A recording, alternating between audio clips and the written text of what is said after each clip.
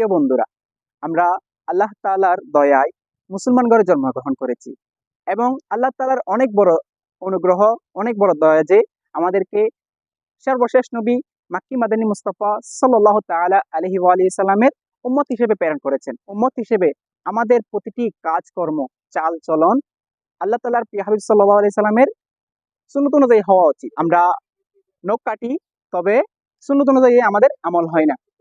আমরা কিভাবে সুন্নত অনুযায়ী নখ কাটবো? প্রথমত হচ্ছে, এইভাবে আমরা যেভাবে মনোজাত করি সেভাবে করে হাত তুলবো।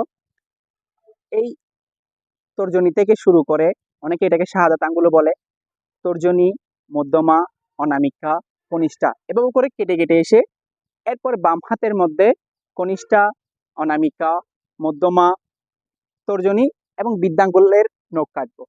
সর্বশেষে ডান হাতের এই বৃদ্ধাঙ্গুলের নখ কাটবো। তাহলে এভাবে যদি আমরা নখ কাটি, তাহলে ইনশাআল্লাহুল করিম সুন্নতের উপর আমল হবে।